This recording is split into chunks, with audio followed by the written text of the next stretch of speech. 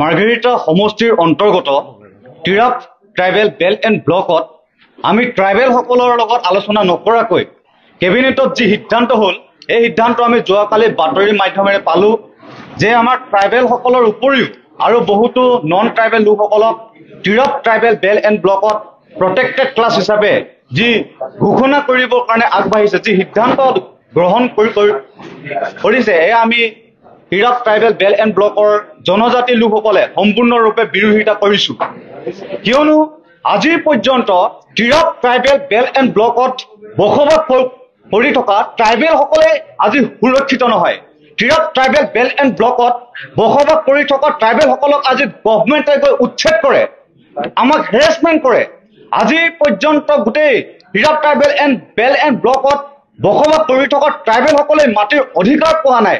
তেনে স্থলত তেনে এটা পৰিস্থিতিত আকৌ নন ট্ৰাইবেল লোকসকলক যে এটা প্ৰটেক্টেড ক্লাছ হিচাপে যে মুখ্যমন্ত্ৰী ডাঙৰীয়া যে ঘোষণা কৰিছে, সেইটো কেনেধৰণৰ এটা বিষয়। এই বিষয়টোক আমি তীব্ৰভাৱে সমালোচনা কৰিছোঁ, বিৰোধিতা কৰিছোঁ। আৰু মাৰ্ঘেৰিটা সমষ্টিৰ মাননীয় বিধায়ক ভাস্কৰ শৰ্মা ডাঙৰীয়াই পূৰ্বেই মুখ্যমন্ত্ৰী ডাঙৰীয়াক এখন আবেদন দি এই নন প্ৰটেক্টেড ক্লাছসকলক প্ৰটেক্টেড কৰিবৰ কাৰণে এখন স্মাৰকপত্ৰ দিছিল। সেই বিষয়েও আমি পূৰ্বে ভাস্কৰ শৰ্মা মহোদয়ক এইটো তীব্ৰ বিৰোধিতা কৰিছিলোঁ জনজাতিসকলে। কিন্তু তাৰ পৰিপ্ৰেক্ষিতত তাৰ বিপৰীতে আকৌ যে নন প্ৰটেক্টেড ক্লাছসকলক যে ট্ৰাইবেল বেল্ট এণ্ড ব্লকৰ প্ৰটেক্টেড ক্লাছ হিচাপে ঘোষণা কৰিবলৈ বিচাৰে, এইযোৰ তাৰ লগত সিদ্ধান্ত গ্ৰহণ কৰিছে, আলোচনা কৰে। আমাৰ ট্ৰাইবেলসকলৰ লগততো আজিলৈকে আলোচনা কৰা নাই। তাত চিংফৌ ৰজাসকল আছে, যি চিংফৌ ৰজাসকলে টিৰাপ ট্ৰাইবেল বেল্ট এণ্ড ব্লকটোৰ ভূমিসমূহ দান কৰিছে। তাত চেমা নগাসকলে যি টিৰাপ ট্ৰাইবেল বেল্ট এণ্ড ব্লকৰ মাটিসমূহ দান কৰিছে, সেই ব্যক্তিসকলৰ লগত, সেই ট্ৰাইবেল জনজাতিৰ ব্যক্তিসকলৰ লগত মুখ্যমন্ত্ৰী ডাঙৰীয়াই এবাৰ আলোচনা কৰিছিল নে? মাননীয় বিধায়ক ভাস্কৰ শৰ্মাই এবাৰ আলোচনা কৰিছিল নে?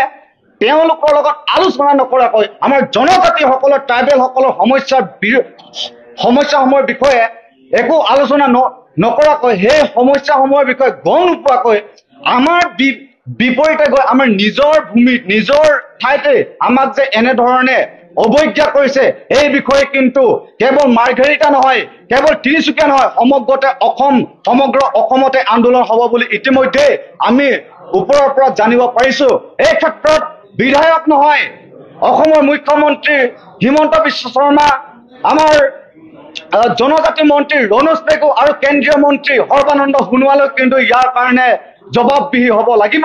কাৰণ টিৰাপ ট্ৰাইবেল বেল্ট এণ্ড ব্লকটো প্ৰথমতে কাৰ? সেইটো প্ৰথম প্ৰশ্ন। প্ৰথম উত্তৰটো হৈছে টিৰাপ ট্ৰাইবেল বেল্ট এণ্ড ব্লকটো সম্পূৰ্ণৰূপে ট্ৰাইবেলসকলৰ।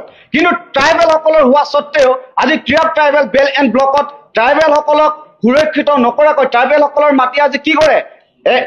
বহুতো ডাঙৰ মানুহে হেৰাছমেণ্ট কৰি, ধনবান ব্যক্তিসকলে হেৰাছমেণ্ট কৰি কাঢ়িবলৈ যায়।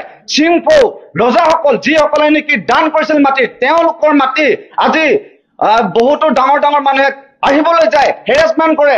তেতিয়াহ'লে তেনে পৰিস্থিতিত ট্ৰাইবেলসকলক উচ্ছেদ কৰে, পুলিচ প্ৰশাসন গৈ গুলিয়াই দিয়ে, আমাক মাৰে পিটে, তাৰ পৰা খেদাই আমাৰ খেতিভূমি উচ্ছেদ কৰে। তেনে এটা পৰিস্থিতিত ট্ৰাইবেলসকলে য'ত ট্ৰাইবেল বেল্ট এণ্ড ব্লকৰ সুৰক্ষিত নহয়, সাংবিধানিকভাৱে সুৰক্ষিত নহয়, তেনে এটা পৰিস্থিতিত যোৱাকালি যি আমি গম পালোঁ মুখ্যমন্ত্ৰী ডাঙৰীয়াই লোৱা সিদ্ধান্ত, এই সিদ্ধান্ত সম্পূৰ্ণৰূপে বাতিল কৰিব লাগিব।